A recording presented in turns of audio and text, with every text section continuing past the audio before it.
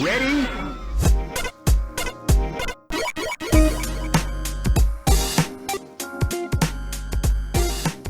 Hello and welcome to Rhythm and Pixels, a video game music podcast. This is episode 33-7, and we're your hosts. My name is Rob Nichols. And I'm Pernell. Every week we listen to great video game music from all consoles and all generations. We generally pick a topic and we play some music and we listen to the music. And we stay hydrated because summer's on and it is freaking hot outside. It is awful. I don't want to be that podcast that complains about the weather, but I could absolutely do that. I think everybody gets one. We all get one. We get one? Yeah, we get one. God, it's hot today. And also, we're not doing a big topic today. You picked music this week. I looked at your tracks from a topic that I wanted to do in the future. Oh, we can still do that topic. So before we even talk about what I chose, we should talk about what's going on today. So in an interesting turn of events, I received a contact from my nephew about the idea of potentially starting a podcast. He wanted some advice on how to go about doing so. And despite the fact that I am on a podcast, I don't do the bells and whistles behind the scenes of the podcast. That's all Rob.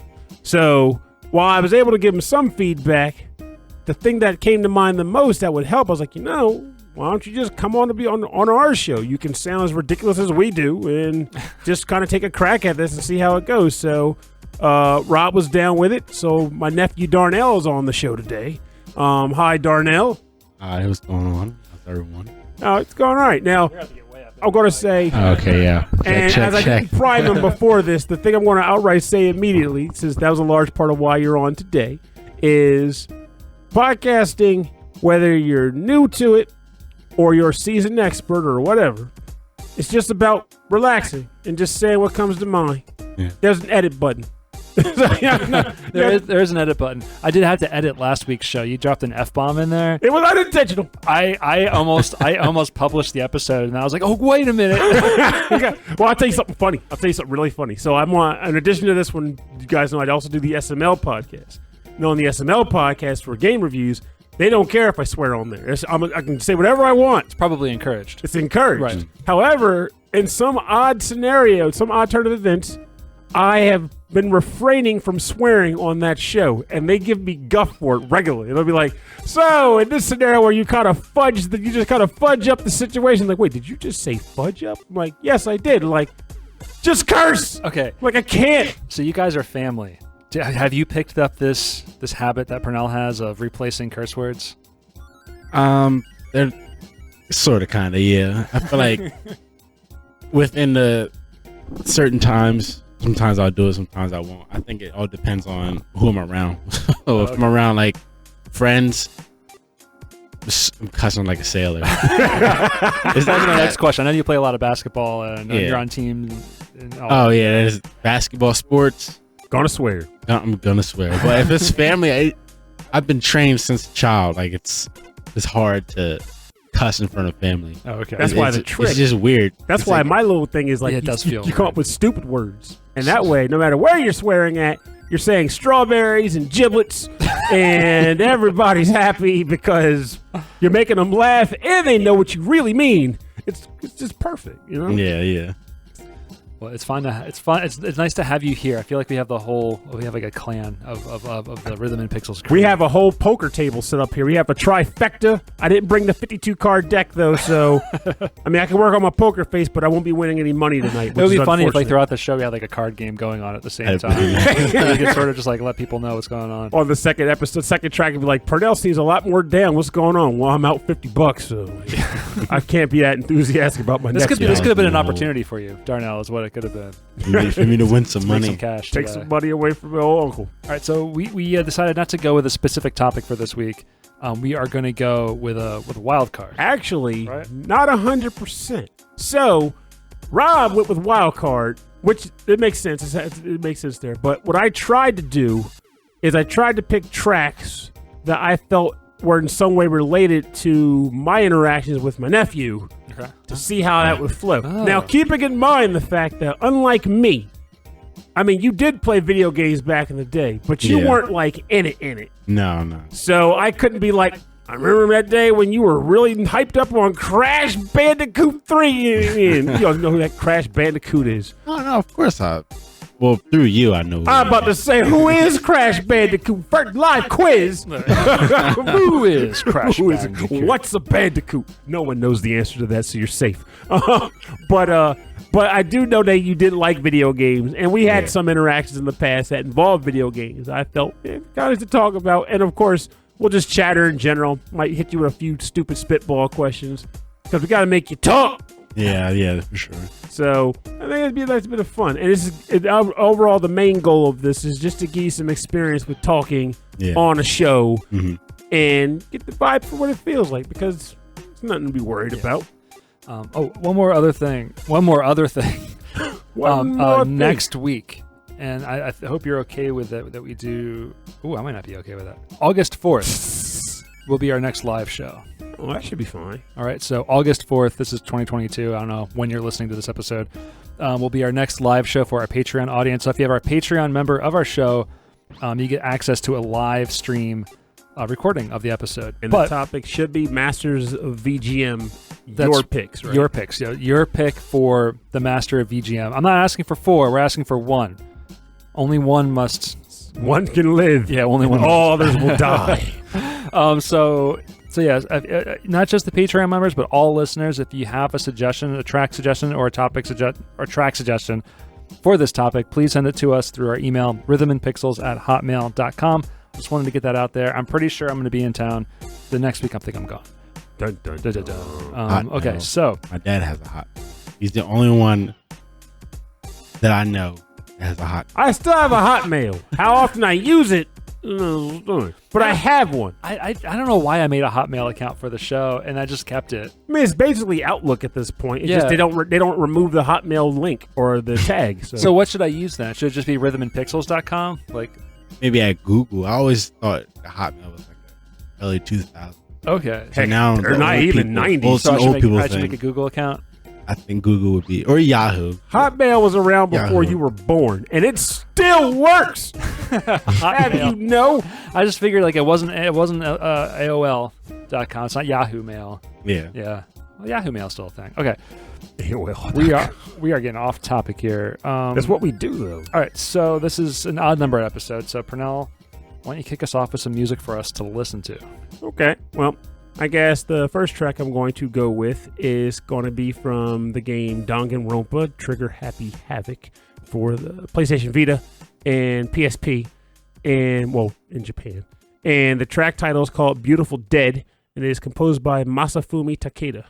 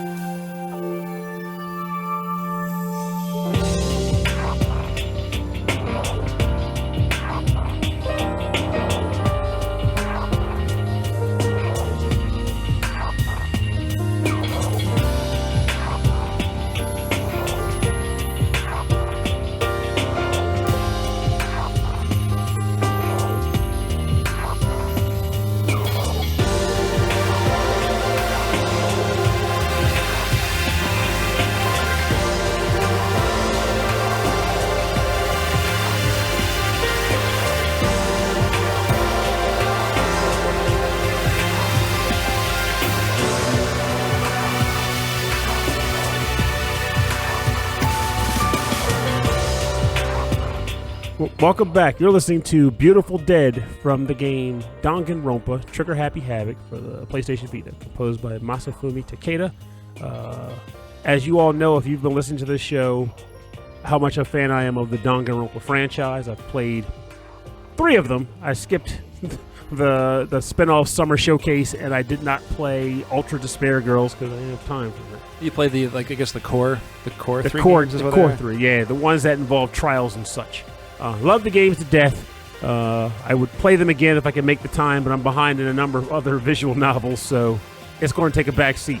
However, even though they're a video game franchise, Danganronpa has also had some anime level franchises too that kind of take the video games, and kind of condense them down to just the main narrative beats. No after class conversations and social links or whatever. Just nitty gritty murder trials. And funny enough, back in say 2017 or 18, I want to say 2017, back when my nephew wasn't in college yet, he came over to my house after school, and I was like, I can be a cool uncle. I got my house. I can check out my house, and I'll make him dinner. So I cooked dinner for him. It was like a beef and broccoli combo. And I'll let you remember what you made. Oh, yeah, because it was fun. And it wasn't from a Chinese restaurant. I prepared that mess. And then I sat him down and tried to inject him with a fantastic dose of anime, because I've been trying. I'm always like, my nephew plays basketball. He's into all this stuff that I'm not into. There's got to be a thread. There's got to be a link. I was like, well, there's got to be something I can get him into that I also like. There's got to be a thing. So I was like, do you like anime at all? And if I remember correctly, you weren't too much into it at the time. You were like, I like something. Yeah. So I was like, yeah, you weren't into none of it. You were like, whatever. And I'm like, well, we're going to watch this show called Danganronpa. You might like it. And I turned it on, not expecting you to really click with it. But from what I remember, and you can correct me if I'm wrong, because this is about time for you to start getting rabbing about whatever, you actually were interested. You were like, I want to watch the next episode. You weren't the type that was like, okay, let's do something else. You wanted to keep watching the show. You were engaged. Was this the show where it involved like people dying and stuff? Yeah, with the teddy bear that was split colored. I do remember that show. Yeah, yeah, buddy. Like, I like that show. I think the next day I went home and watched the episodes after. It's pretty interesting. And then now I keep having like memories to that, because I see references to that bit like all over. Like I know people at school who wear like shirt. Really? Yeah, I've definitely seen people with and I've seen stuff on like Twitter as well. And I'm like, oh, I watched that show. That's right. Uncle Perny. That's right. You hear that? Your old uncle can Uncle still Perny. roll with the college kids, because on your campus they're wearing clothes that feature characters that I'd still talk about. Mess with me, man. I can roll. But That's the one with like the bear that's like red, black and white. yeah, Mono Kuma, which is kind of funny. Monochrome. I should probably watch this at some point. I've never seen any of You this. should. Yeah. And you should finish it. I think I should go back. You really should. Because the funny thing is, I was thinking about this. Like, I'm going to ask him when this is on the episode. Like, did you ever finish watching the show? He was like, no. No, I hadn't. Gotta get you on Crunchyroll then, because you need to finish that show. Or rather, start it from scratch and finish it. You don't remember anything about it This now. point, Go I'll back to the restart. beginning and start it over. That's a short show. They really condensed the living daylights out of this. Like, oh, murder in one episode. How does that happen? Yeah. Well, they're really quick learners, I guess. Wild kids. Well, I'm gonna keep the music very similar, okay? But this game is completely different. This is a dating sim where everybody is a phone. So you're a person with a phone for a face, and you're dating women who have phones and typewriters for heads. Okay, I'm interested. Kid you not. Okay, this is called. Have you played? I'm sure you played some weird dating sims doing reviews and stuff, right? I definitely have. Okay, so this is called Dialtown, the phone dating simulator, but the music is really cool. It's by Nathan Hanover, and the music is called. This track is called "Gettin' Down and Dirty." So I had to pick that track. Getting down with the dial tone. Here we go.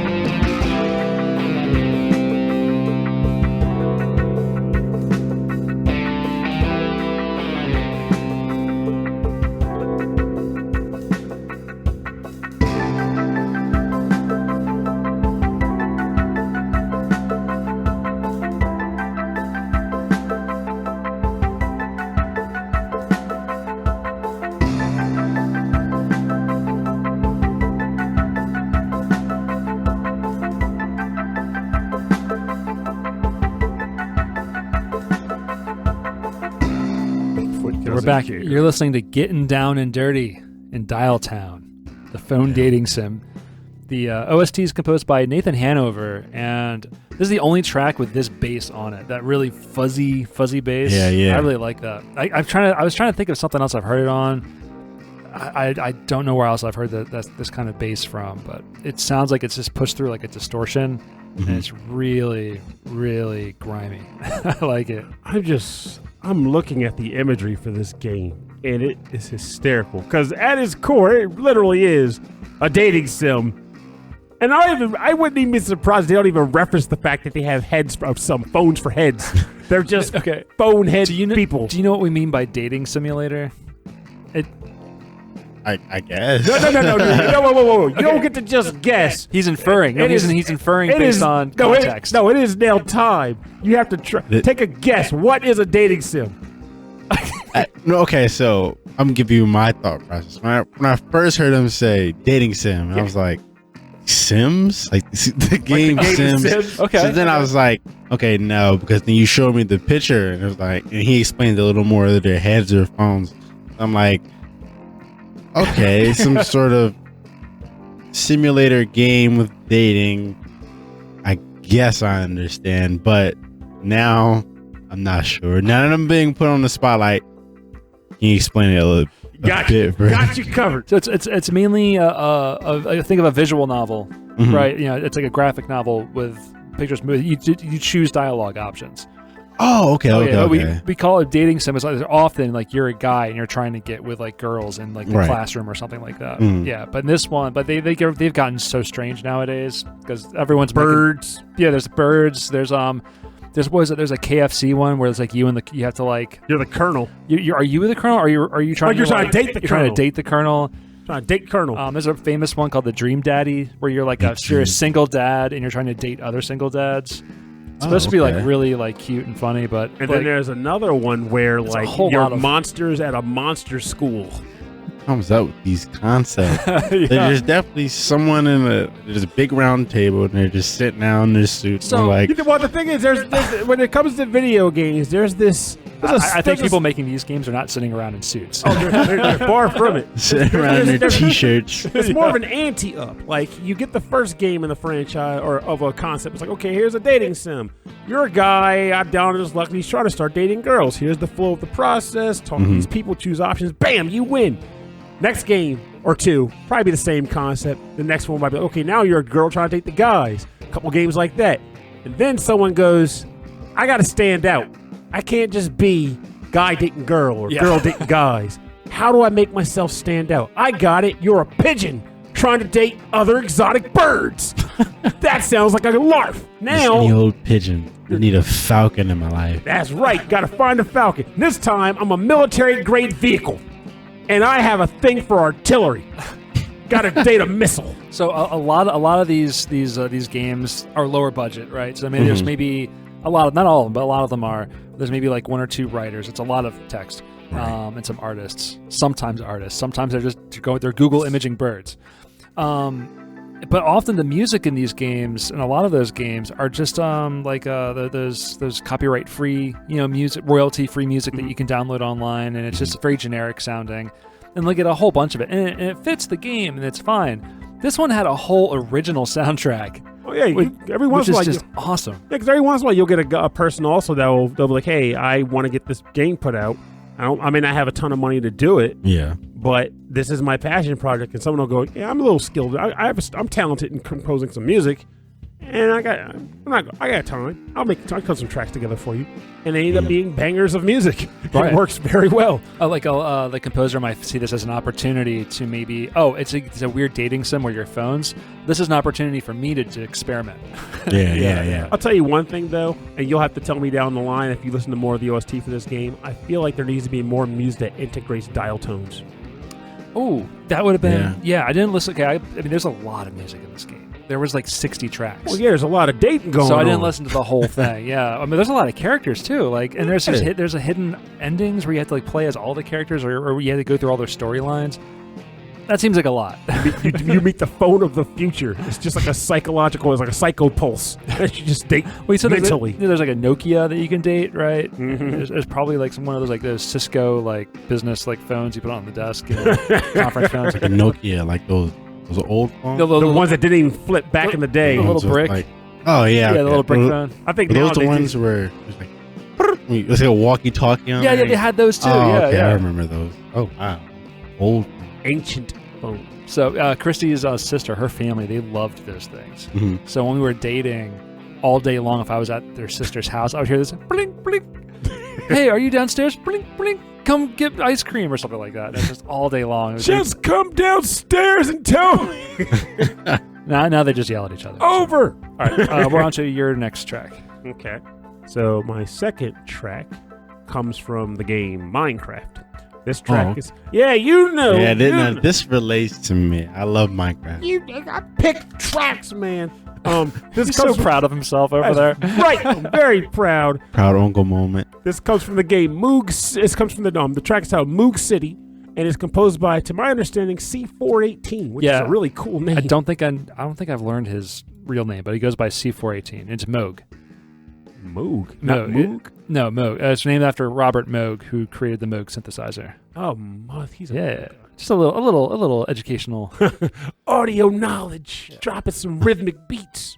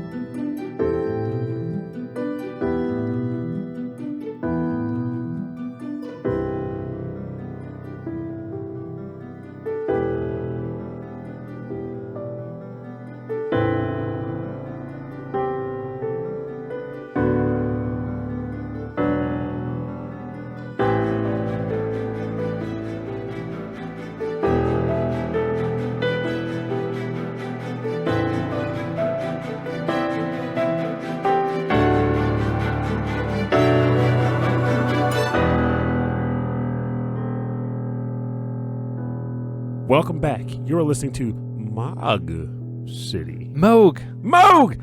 I've been drinking water, okay? I'm staying hydrated. You're saying Moog like a Moogle or Moggle. Yeah, because it's got two O's and I'm really bad at reading.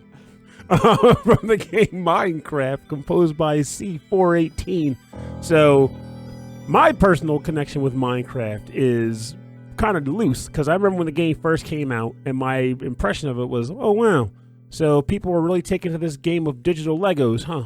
Yeah. And even though I wasn't really getting down with it, I still appreciated it for the fact that it was inspiring many, many people to expose themselves to a world of creativity and imagination, to be perfectly honest with you. So it did its thing. It ran its course for a bit. And who am I kidding? It's still running its course. It's not going anywhere. But then down the line one day, I come to discover that you are a fan of Minecraft.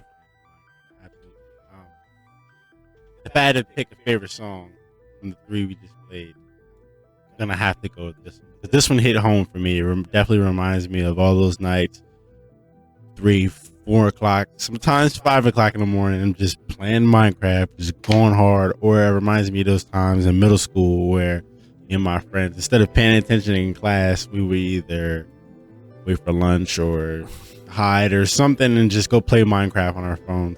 Like playing Minecraft on your phone, man. Yes. That's the one thing I couldn't figure wish. out because like I always needed like a mouse to sort of orient myself. mm-hmm. But yeah, I grew up with Legos like everywhere around me. So the idea of like digital Legos just felt like a dream. Yeah, you know? yeah. Yeah. So I understand like why it's been so popular for so long. Yeah. I was always been a big fan of open world games, and this is it's pretty much the open world game. Yeah. Like, the world is your oyster in Minecraft, and that's like the one thing I love about it. So yeah, that's Minecraft is it. Love this song. Here's something. As soon as it started, I was like, I remember this. I know this. Here's something you might not remember though. So, there was a period where I was like, again, how do I bond with my nephew when we don't have a whole bunch in common in regards to hobbies? And I realized he liked Minecraft. So, got a Minecraft. Yeah. And I also bought a copy of Minecraft. And we played online. Not too many sessions, but we played, when we did play, we played for a good chunk of time. And I remember the whole thing where it was like we had two houses on like just a generated map. And we built a tunnel that went underneath the houses to a huge room in the bottom that was like a clubhouse. And we had like a pool table in there. And we just had like random like cool stuff. And then we built an escape route for if creepers showed up to blow it up. Like it was, to me, this was like tons of fun. I'm like learning how to play Minecraft through you. And I'm like, how does this, what am I supposed to do? You're like, oh yeah, you just take this thing, you take this, you blow it up. This is how you got a diamond, you got a mine for this using the pickaxe and you get the stuff. I'm like, I'm having a lot of fun. And out of nowhere, I'm just like, all of a sudden I get like I put the construction hat on and everything. I'm like, this doesn't seem very safe. I think we need to raise the roof level of this tunnel because it's not very safe to be just at this level for us. We need to do more. It needs to be. It has to be sound. Structurally sound. You put your hard hat on. Is that what happened? That's right. Yeah. I have a fun fact about that. Oh, I still have that map. And earlier this year, when I was at school, I was on my Xbox. I was playing it. Really? The same map. I still have the same map to this day. but that's really cool. I didn't know that. You still have the file. Yes. That's what's up. See, it made me sad over here, man. Because that was a lot of fun for me. It was like I was able to sit down and bond, and we could play this game. And I'm like, now I see why people want to drag their kids kicking and screaming into things they like so much. Though obviously it can go the other way around too, which is technically what happened here, where it's like you like Minecraft, so I engaged in that game with you. Mm-hmm. But unfortunately, more parents tend to be like, I like this, I don't like that. You're gonna do it because I want you to. Yeah, there's a lot of that going on for sure. Oh yeah, but ultimately, it's just kind of nice to have that connection to say we can do this thing together. And we can build bomb shelters to hide from creepers. Yeah, I played with my my niece who's visiting now from Minnesota, but it was like 4 years ago. We were playing at the beach house we rented for the week. We were playing on the I think it was on the Switch. And we each built separate houses, and then we tried to build bridges to like kind of meet them in the middle. And it was just a lot of fun. It was really, really cool. And I love that there's a whole soundtrack to it too. Yeah. That's something I would imagine that there would be a soundtrack to it. Does music just play like randomly, like as you do it, or are there like events that happen that play the music? Do you remember? The music, from what I remember, the music plays randomly, and if I remember correctly, you can also build like a jukebox. Oh, or okay. you can get like this, Yeah. and build those or craft those of some sort. And just put it together. So you can choose the music once you build the jukebox. Those are called records, by the way. All right. Some also refer to them as ninja weapons. So I got to ask before we change gears, because this is the good topic, the best of these topics to do that on. So I know you liked Minecraft at the time. And I know you don't play a ton of video games currently, but you do play video games sometimes. Yeah, what do you get down with now? So I can take notes mentally. I have not really been playing many games because I'm holding out on like trying to get the PS5. Mm-hmm. Yeah, good luck. Yeah, Lord. At this point, I'm gonna just cave in and just pay the $600 now. No, you don't even have to. It's slowly coming out now because now that the crypto market is dead, so there's like supposedly they're having less difficulty producing consoles, and also the flippers are starting to finally get tired of holding on to stock that they can't move. So give it a little more time. I feel like you could get one for normal price by the end of this year. I feel like you could. Yeah, from what I've read, they're also building video cards to like kind of stop the idea of people using them, chaining them together to mine for cryptocurrency. So that's going to help the production of a lot of these chips too. So okay, good. I'm pretty much just waiting. Like actually last night I started playing. I replayed Spider-Man. Oh yeah, I've beaten it. I've already beaten it, which was extremely short. But we're not going to get too deep. Is that like a DLC to the original game, or is it like its own thing? They should have done a DLC with the shortage days, but they decided to make a whole new game. I mean, it's connected. It's the same map though, right? Yeah. Oh, okay. But Miles Morales, he's from Brooklyn. Obviously, he's Black Spider-Man. I think the storyline behind this one is Spider-Man goes out of town with Mary Jane, like somewhere in Europe, and then Miles Morales is the only New York Spider-Man, so he has to take over. Things kind of get out of hand. So I'm not gonna get too into it, but now that you say that, then so you got back into that game. You're hanging tight for a PS5. yeah. Let's say you got one tomorrow. Why isn't Uncle Purnell helping you out? Because Uncle Purnell doesn't work miracles, Rob. I can't go to the dark black market underworld and find him a PlayStation 5. Though if anyone's listening and they could, rhythmandpixels@hotmail.com. But if you did get a PlayStation 5 tomorrow, what are the two games you're like, I got to get down with this now that I have a system? I have no idea. Oh my! No, actually, no. The one game I've been like wanting to get, like a ninja game On the PS5? Yeah, Ninja game. Oh, are you talking about the Ghost of Tsushima? Yes, the yes. director's cut. You can play it on PS4, you know. yeah, but I'm waiting. He's like, I'm waiting. I That's the game. That's literally the game. want those sweet graphics. Yeah. For me, it's the size of the system. I don't know where I would put it. You saw my living room. I don't know where it's going to go. Yeah, I think it's a Yeah. behemoth. If it sits on the floor, it's going to get filled with animal hair. So it's got to go up somewhere. It would fit inside your entertainment system, though. No way. Yeah, it would. Mine. The I have. PS4 barely fits in there now. I'm not even joking when I say before I leave, I'm going to look at it just to mentally put a It projection. sticks out by that much. I'm making a size of my fingers. You can't see this. Yeah, but the PS5 is a friggin' behemoth. I don't know what they were thinking. You can't lay it on its side, right? Can you? Yeah, you can. Mine is on its side. We're talking about something now. All right. So my next track is coming from. Okay, it's coming from a puzzle platformer I think you played, and I've been following the development on Twitter. It's super cute. It's called Toodee and Topdee. Yeah, buddy. And so it's a two-dimensional. Like you're one guy. We'll get into that. 2D, and the other guy's Topdee. Let's get the track going. It's awesome. We'll talk about the game. All right, this track is called Jungle Kingdom, and it's by the artist Kajnoon.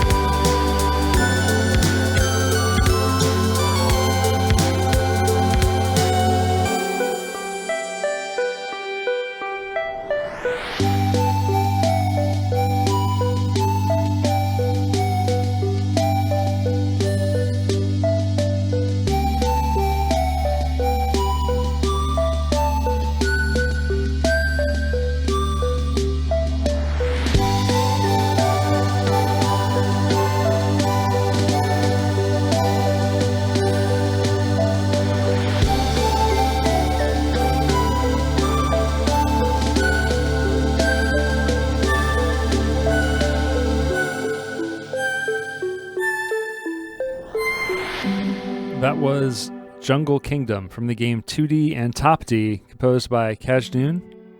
And it's just cool. I really like it. Actually, the chords get kind of bluesy in the middle there, but then it turns into something from Steven Universe, which I really like a lot. That kind of style, that kind of cutesy style.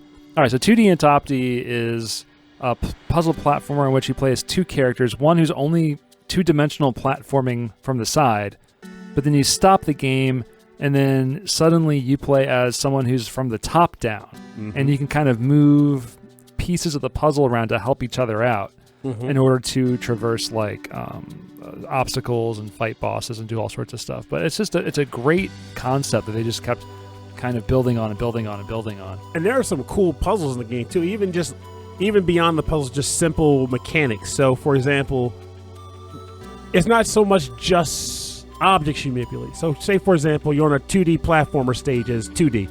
You're going left to right. There's these enemy pigs that if you touch the pig, they kill you. So you're like, okay, well, I can't really get around these pigs because they're blocking my path. If you switch to Topdee, now the pigs are running around on the top-down plane. So now they're not stuck on the tiny legs. Now they're running all over the place chasing Topdee. And you can kind of kite them into different places and try to flip it back so they'll fall in the pits and stuff. So they'll like follow that. you, and you try to kind of push. So you try to lure them into other places on the map, right? So that you can that's do cool. flip it again with the Topdee or the 2D form again, and Yeah, I might have to find check them in this one places. out. And then the bosses, like you mentioned earlier off the break, is you have to kind of use the two planes in tandem because you can't personally shoot bosses, so you might have to do things like manipulate them into like blocks. So Topdee, for example, might push a block above, quote unquote, above an enemy's head, but in the scenario of Topdee is actually alongside him. But then when you switch to Topdee or 2D, it actually falls down on top of an enemy's head and does damage. But of course, the boss is attacking you in different ways depending on what orientation you're under. It's great. I was wondering how they would do like boss battles in a way, because in the game Celeste, it's only jumping. There's no like attacking. So the idea is like when things are coming at you, you just need to survive. You just need to get away from them and just survive for as long as you can. So I kind of was thinking that's how they were going to do that.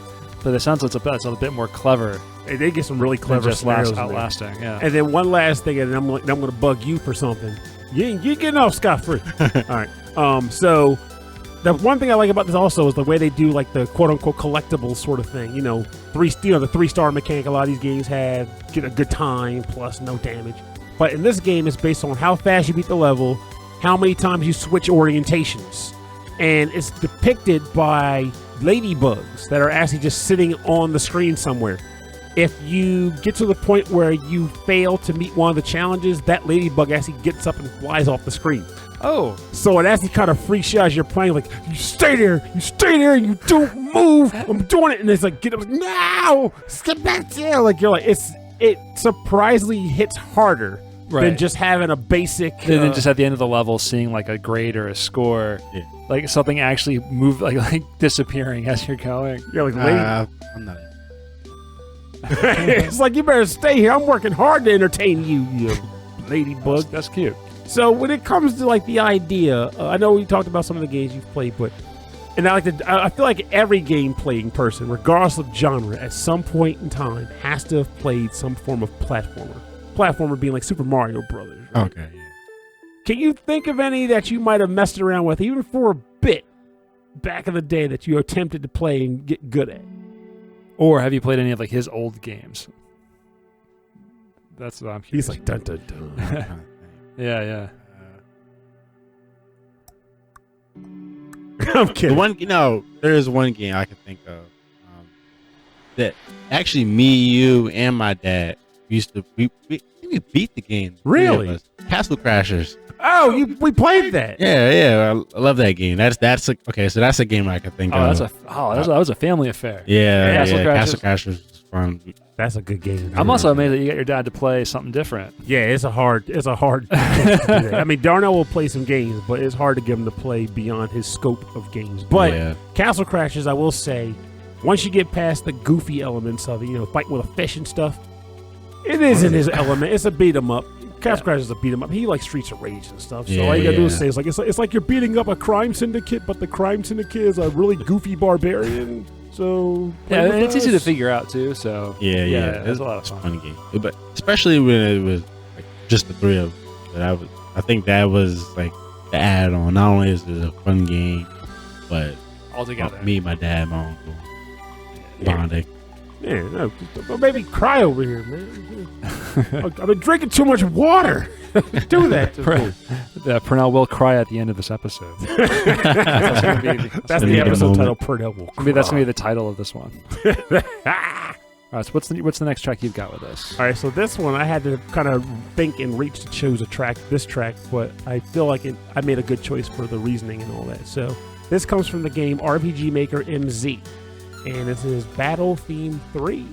I have no idea who composed it because there's a lot of RPG Maker games and a lot of stuff. So we'll figure it out in post, maybe if we're lucky. No, I tried. I don't know where a lot of this, because with this one specifically, there's a lot of people just put their own music into the game, and so when you try to search for music or who made certain bits of music, people like, oh, download my pack of music, and it's someone else's stuff. So, but this is the music that's built into the system, right? Okay, that you can choose from when you're making your thing. Yeah. Okay, so that's a little context there.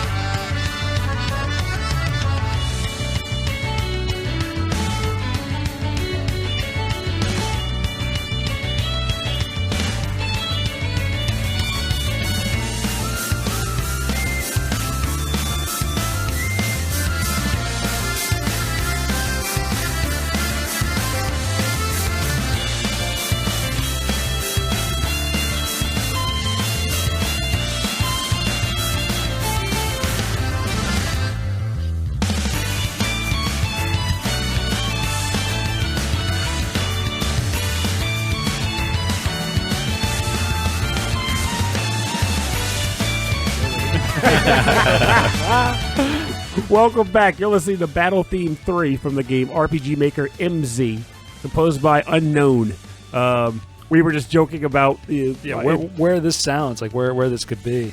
And Dario said that it reminded him of Soul Calibur, he said. Soul Calibur, yeah. And I could totally see that. Like, this reminds me of a particular, it could like a track that would play on one of the battle stages or something. Yeah, that flute sound, that doesn't sound like a Paris. flute. It's like really high up. It's like a piccolo or something. But yeah, it sounds like Wii Sports. Yeah, that Wii Sports flute is definitely in there. But So- that violin and that guitar, the violin and the drums is Trails of Cold Steel, the Falcom sound team. I feel like I want to try this version of RPG Maker because I've played RPG Maker games multiple times in the past.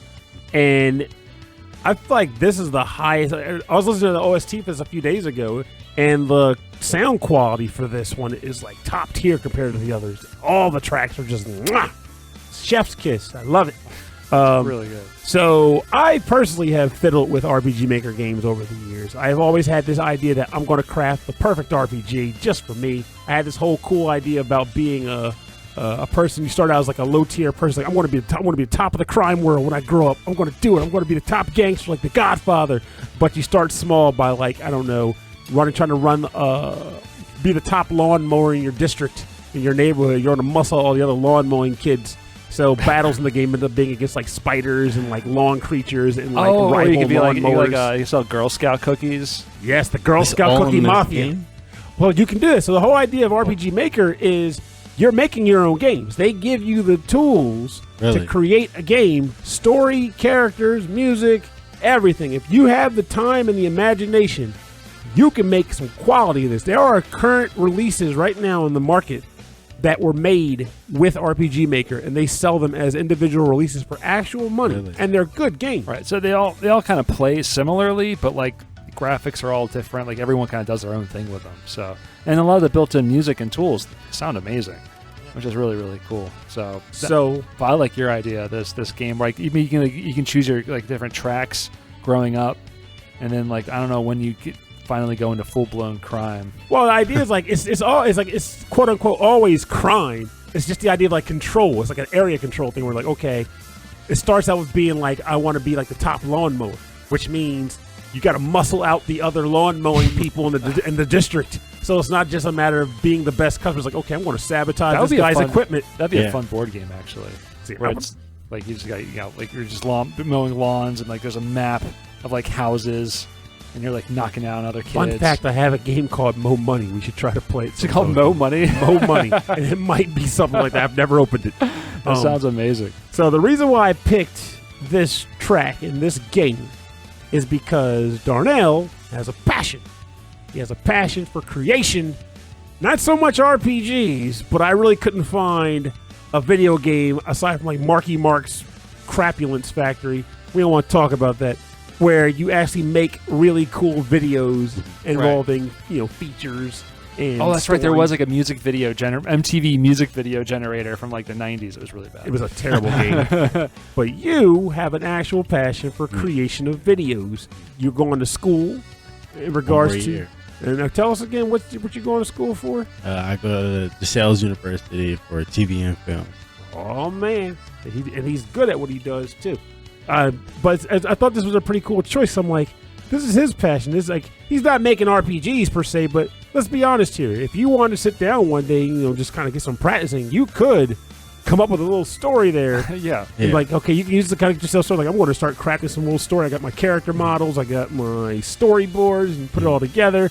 And then you can like film promo videos using your camera, going out in the actual environments. Okay, I'm filming in the woods here. This is Macalania Woods. Oh, fancy 10 drop. Macalania Woods, I'm filming it. This is what it would be like in the real world. You could get really imaginative with this kind of stuff using what you're learning in tandem with this to be like filming trailers and stuff. Like I just reviewed a game called Witch Trainings where the game itself was really like, it was a surprising game. It's like someone's trying to craft something called a Strands-like genre, which I don't know who decided that was a thing that needed to be, but what? Strands-like. So do you remember the game Death Stranding?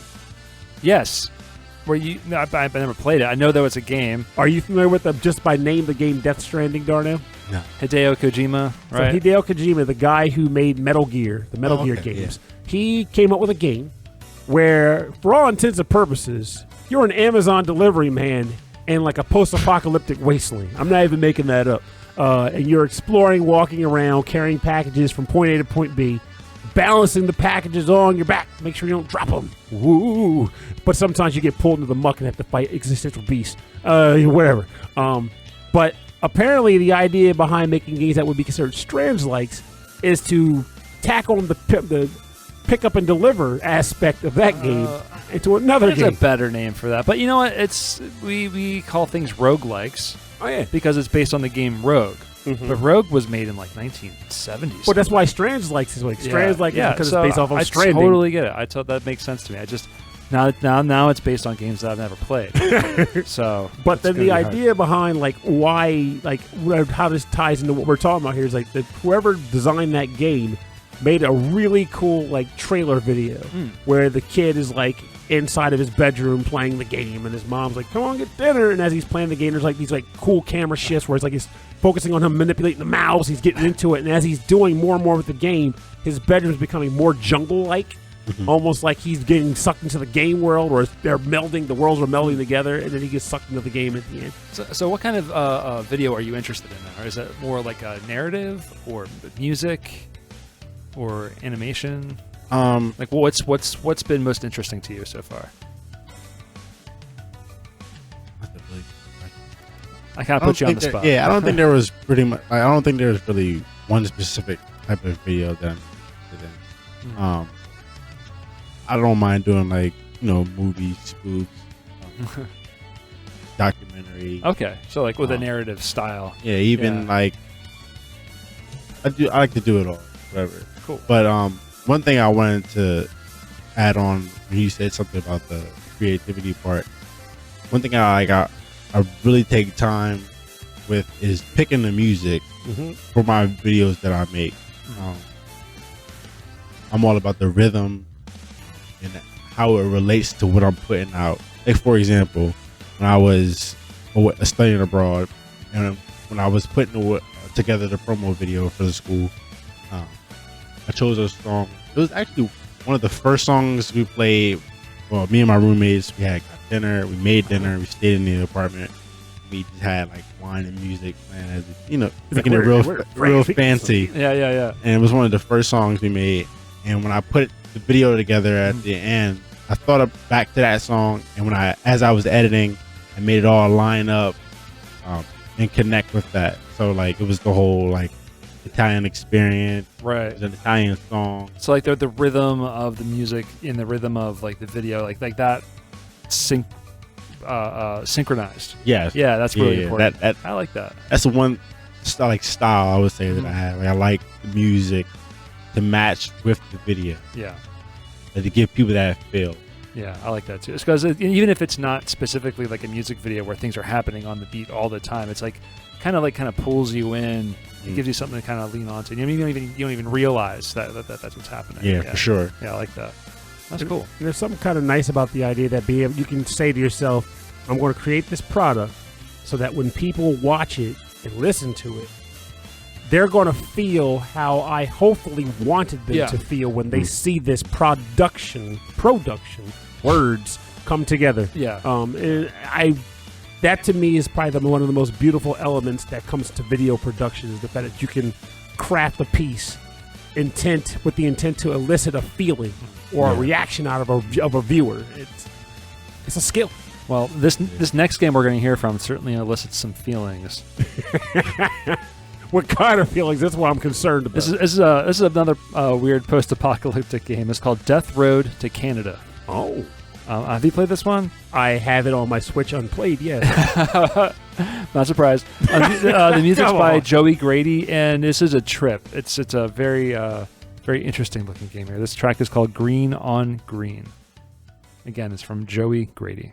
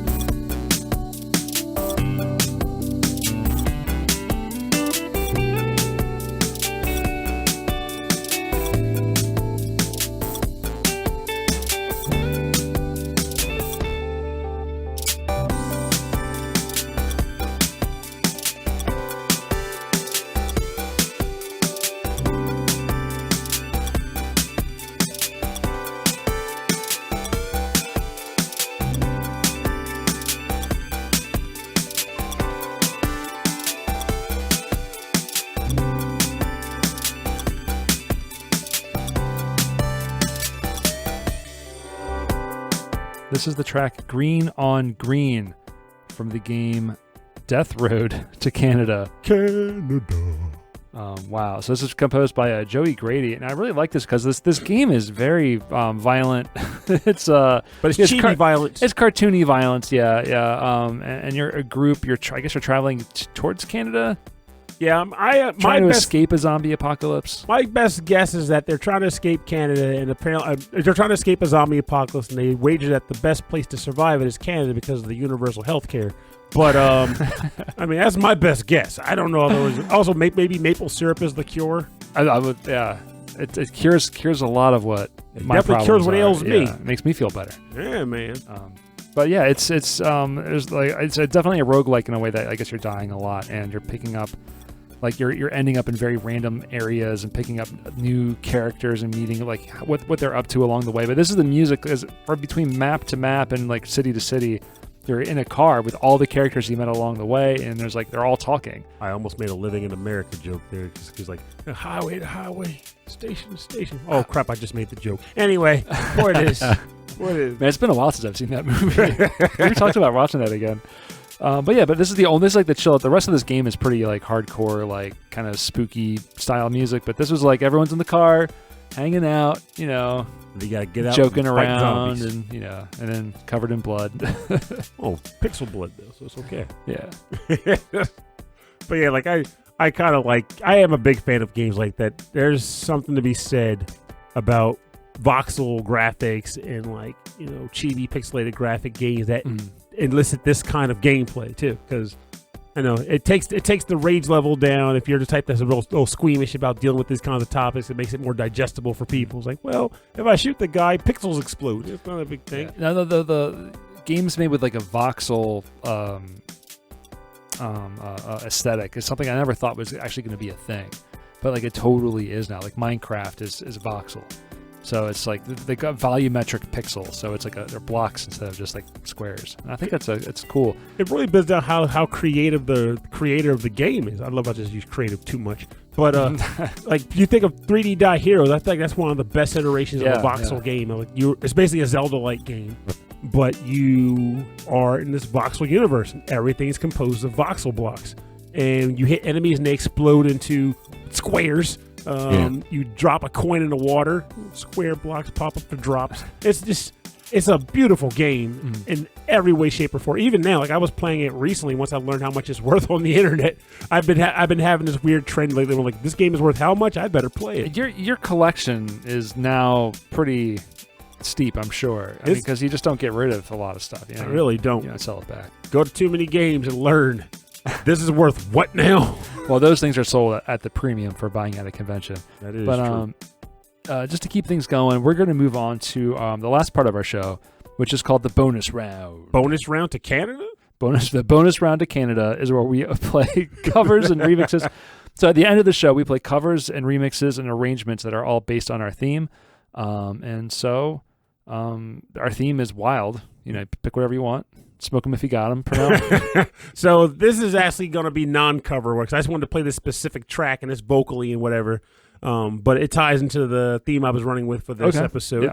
It comes from the game Sunset Overdrive, and the track title is called Sunset City, and is composed by the Bronx. Please don't take our show down.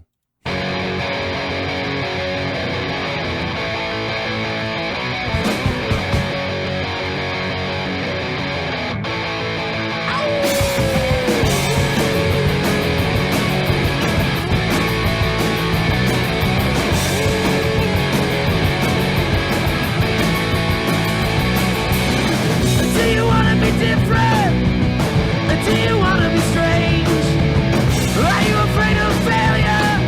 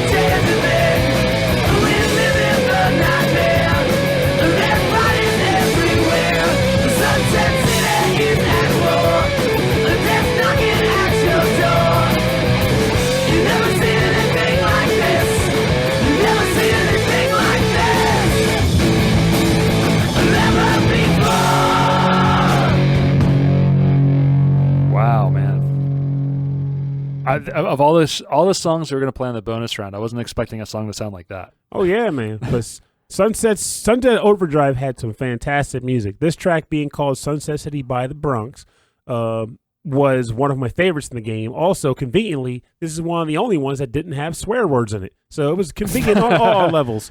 I appreciate you not making me do more work, more editing work.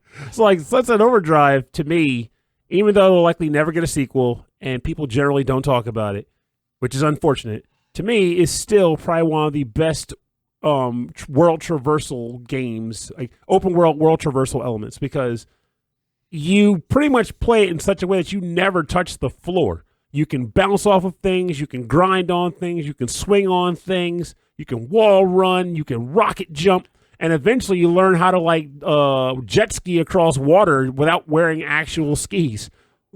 It's just a ridiculous game. Is it also a shooter? It's a shooter too. But if anything, that's probably the one thing about that can be rough, is the fact that you're expected to shoot at things while you're grinding or flipping or dashing. Like, I mean, you could stop and just run, but since the combo system and everything is based on the momentum, you're basically not doing you're not playing how the game wants you to if you're standing on the ground shooting like a traditional shooter. So I ended up getting a gun that was like a bunch of Roman candles with duct tape wrapped around it, just fired and like homed in on stuff. This is not a game I could play. It's hard. I'm either running or I'm shooting. I'm not doing both in these games. That's why you get guns that home in on stuff. You have to think about it. You like holding steady. I'm like, all right. Now, like, the reason why I picked this track, though, is as Darnell realized as I named the game, he recalled watching me play this game in the past. Whether he liked it or not, another story, but one of my favorite stories is tied to him watching me play this game that he might not remember anymore. Number of years ago, I was in a big job transition state around the time we started this show, actually. Okay. And I honestly didn't know what was going to happen to my income, whether I was going to have any money anymore or whatever. So I was like, well, in the event that next year I end up broke and living on the street, I'm going to give my nephew a good Christmas. I'm going to do my best for it. So what I did was I bought an Xbox One, and he didn't know he had it yet. And I bought myself an Xbox One. So I invited him over to the apartment, and I was like, hey, check out this cool new game console I bought for myself. And I showed him Sunset Overdrive, but he's watching me play it. And he's like, hey, I guess this is a cool game. We're showing it off. We're having fun messing with it. And then as we're heading out, I was like, oh, by the way, you got you an Xbox. I can't remember if I told you before or after. I was like, I got you an Xbox One for Christmas. He's like, yay, thanks. I appreciate it. But on the way out, I was like, okay. So I just kind of nonchalantly go up and start disconnecting the TV from the wall. And he's like, what the heck are you doing? I was like, come on, help me take this TV off the wall. He's like, why? I was like, I need your help. I can't do this by myself. And I just had him wonder, like, why are you doing this? This makes no sense. And I'm like, because this is your TV now. Yeah, I still have the same TV. The same Xbox. Seriously? Yeah, I do. That is awesome. I remember those, yeah. That was a quality TV, too. I was just like, because at the time he had the Xbox, but the TV he had, he could probably connect it, but it wouldn't have run very well on it because it was like an older TV. But I'm like, he needs a good TV. Give him this TV. It's a good TV. I just recently got it. He can have it. So I gave him pretty much a brand new TV, gave him the console, and as you can clearly hear, many years later, it still works. He's still having fun with it. So functional product. But I always remember liking that because the amount of just like confusion on your face when you're like, why are you taking the TV apart? What are you doing? I'm like, come on, I just need your help. I can't do it by myself. Help me carry it down the stairs. It was pretty funny. This is the surprising of a family member is like one of the best things ever, where it's like, you have no idea you're getting something good. It is really cool. Yeah. Like, it's interesting. Like, I mean, I have no shame in acknowledging that I can be known as like Captain Grinch when it comes to my wallet. Like, don't touch my wallet. But it's nice to do things for people when they don't expect you to. Like, it's one thing if you get the person that's just like constantly like, gimme, despite they can do, you know. But it's another thing where it's just like, you've been known, you're a good person and you could use a little, here, take it. But I got to give it to you in a way that's fun for me. Can't just hand you a check. So you're going to have a good time with it. Gonna have a good time. Shock you. You know what's always a good time for me, Pernell? Bonus round. You actually mentioned it earlier. Oh. Final Fantasy X. Christ. Well, it's not Rise Star. I'll give you that. Music by Masashi Hamauzu. This is the travel agency and arranged by the artist Doug Perry. This is a very jazzy version of the Travel Agency.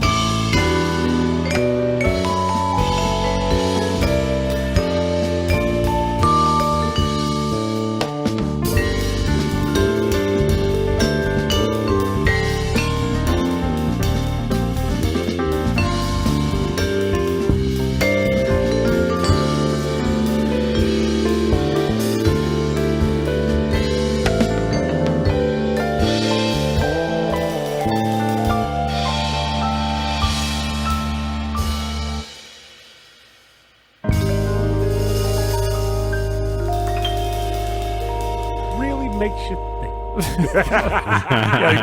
I'll give that in there. That was The Travel Agency from Final Fantasy X, composed by Masashi Hamauzu and arranged by Doug Perry for, I guess, a three-piece jazz band. I'm just laughing because every time you say Doug Perry, my brain wants to say Doug Funny. Doug Funny. It's very expensive. That was his friend, Voice right? actor. That's Skeeter. That was Skeeter, yeah. Actually, the whole time during that song, we're trying to figure out the differences between the marimba and the xylophone. And then we discovered the glockenspiel. And then we discovered a glockenspiel and a vibraphone, and now I don't know where my world is just gone. So, but that was beautiful. So, Doug Perry does a lot of video game arrangements, but also just a lot of jazz arrangements of like popular songs, mainly using the marimba. But I really like it when it's a full band like that. So, we'll have links to Doug Perry and the Bronx on our website, rhythmandpixels.com, where you can download the music, buy the music, and support these amazing artists.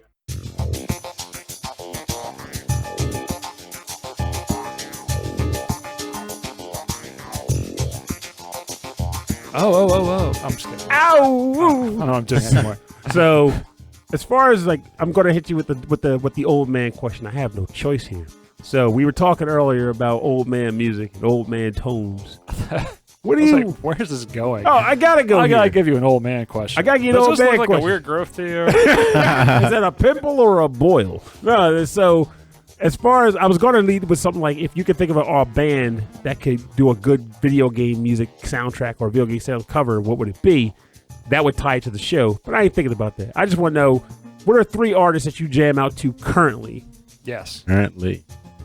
Okay, so for me, I love music. I feel like a lot of people love music, but for me, I love music, and I feel like as I've gotten older, I've been able to broaden my horizon. So initially, I would listen to like just rap, hip hop, and R&B, but then I started getting a little more into like alternative, and like I said during the break, jazz. Like I love jazz. Yes, I love jazz music a lot. So, but as far as people that I listen to on an everyday basis,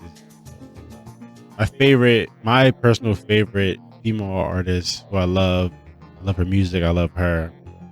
I get my name, I'm gonna marry her. there it is. Snow Allegra. I listen to her music on a regular. I love her music. Another person I would have to say, I guess all the young kids' favorite, Drake. Drake's Everyone good. listen to Drake. And a third, Tame Impala. Okay. Tim Paul, that's good stuff. Yeah. So that was me testing myself, because of the 3 you named, I've heard of Drake. I'll say I've been listening to Dua Lipa, more Dua Lipa. I've been Okay. really into that kind of like, she's got like a really kind of old school kind of disco sound. I'm really into.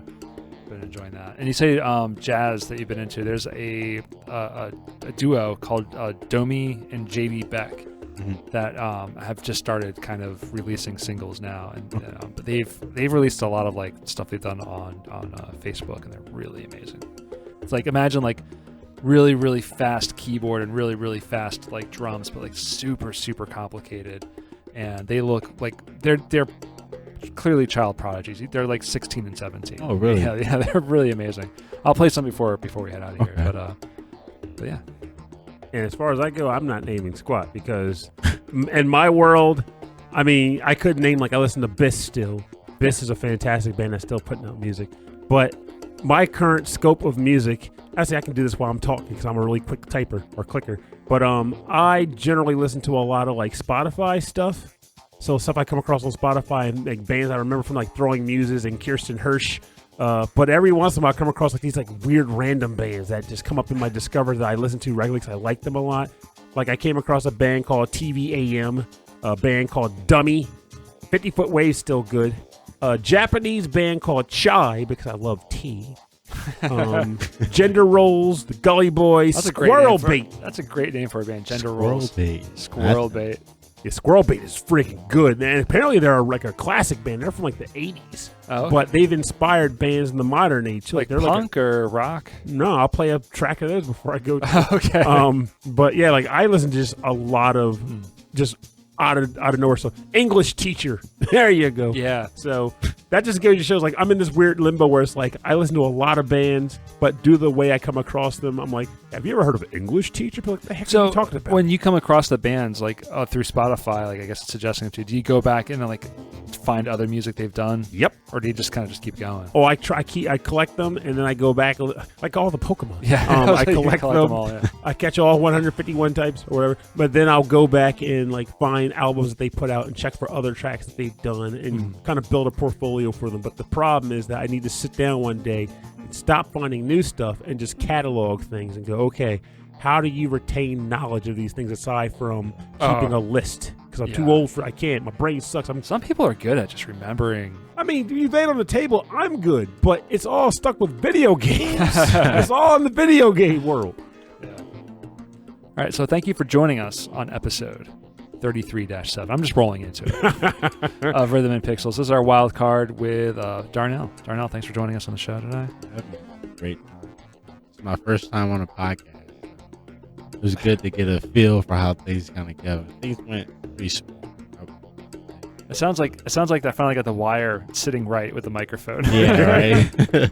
I hope that you were able to, at least if you got anything else out of this, the most important thing you pick up on is that regardless of what you choose to do, regardless of how it plays out, whether your listenership or whatever, The most important element is that you have fun doing what you do. Because if you're enjoying it, you can say dumb things like this Yeah. and not care how it's picked up because you're having a good time. And then you're going to say, I'm a content creator, and that's all you got. Give me free I thought admission you were to going your to say, show. like, remember, no matter what you do, whatever you decide to do, you owe me $10. And I'm looking for it. All right, yeah. So for more information about the show, if you'd like to get in contact with us, if you have a track suggestion or topic suggestion or anything like that, please send us an email. rhythmandpixels@hotmail.com. And for a full track listing of this show and for access to all of our past episodes, please go to the website. rhythmandpixels.com.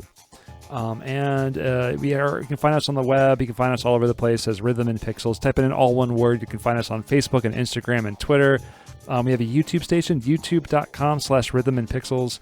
We have a 24/7 radio station there playing 8-bit and 16-bit classics and deep cuts.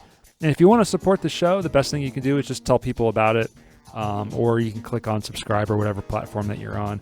You can also support us by going to Patreon at patreon.com/Rhythm and Pixels. You can, at just any level of Patreon membership there, you get access to a monthly live streamed recording or episode of me and Pernell doing a show. And there's also other cool stuff. There's additional content. There's some live stuff. You can get stickers, mugs. There's exclusive t-shirts all through Patreon. And then at the end of every episode, we like to thank all of our members at the highest levels of Patreon. So first, we want to thank Brooke and Frankly Zappa, both of you. Thank you very, very much. Thank you, guys. We want to thank the number one. That's all we have. That's the number one. No one's corrected me yet. Because he's still number one. So we're thanking number one. But number one, who's number 3 on the list. I want to thank Kristen, although he is gaming. They're gaming the system. Their number one is alphabetical. We want to thank Kristen, GameFan44, Mike Myers, Turionator, Ulf Person, Vashin8060, Alex Messenger, host of AVGM Journey, Andreas Milberg, Brian Pitt, Cameron Worma, Carlos Kung Fu Carlito from the Heroes 3 podcast, who was on our show last week. I'm already looking forward to having show. him back on because it was fun. He's a great guest to have on the show. Chris Tienerson, Chris Weisner, a.k.a. Musashi219. The wise guy. Christopher Senstrom. We have a third guest now. We're going to laugh at all your names. Chuck Kowalski, Davy Cakes, David Taylor, Enchilada Rigol, Harold Howard, Triple Jeff, the Tri-Jeff, Jeff Cube, Justin Schneider from co-host of XVGM Radio, Keith Shusterman, Martyrus, host of the ReVGM podcast, Michael Bridgewater, Dr. Michael Bridgewater now. Yes. I'm going to call him Dr. Bridgewater. Doctor. Rage Cage, host of the VG Emporium, Reinhard Zelkova, back on it, Romancing Sagat. Welcome back. Sleepy S'more, Steve Miller, Taco, Ed Wilson, host of the VG Embassy, our podcast dad, and Zach Thornbach. Thank you all very, very much, very, very much for your continued support of our show. We really do appreciate all it. of you and many, many more. It means a lot to us. It helps us pay for the domain, pay for hosting. It helps pay for equipment and everything, all the work that goes into making a little show. Live appearances when we can pull those off. That's right. Yeah, the end of next month actually we'll be at Retro World. Oh yeah, definitely give me the dates on that for sure too, because I want to make sure I have the time off. Oh yeah, it's on the website. Oh crap! Now where we're staying is probably going to be closer to the embassy, the VG Embassy. Nice. Probably because I think it's all we're going to be able to get. If you're listening to this podcast, Dad, you got to give us this so-called New Haven pizza that people up there have been ragging about. Yeah. I need to know. I'm not going to drive 6 hours not to eat pizza, so I'm going to be eating pizza all the way up, all the way back. Sauce all over the seats. Well, anyway, so thanks everybody for listening to the show. My name is Rob Nichols. And I'm Pernell. Have a great week. And remember, kind of harped on it earlier at the closing of this, but it stands to repeat. If you have an idea, you have a desire or dream, something you want to create and do, get off your butt and do it. Like, I know that is hard. I'm a prime example of that. But at the same time, if you never try to do it, you'll never get it. You'll never know if you could do it. And if you try and you fail, you can always try again. Learn from your mistakes, pick it up and go again. Don't know what to do? Reach out for advice. Get assistance on how to go about the process of learning what you want to do. But the most important part is don't let your dream fizzle out. Make it happen if you want it to happen. And who knows? Maybe you'll have another VGM podcast floating around, or a really cool recipe that you can, I don't know, pitch to restaurants, or I don't know, a cool wall mural art. A podcast about wrestling and current events.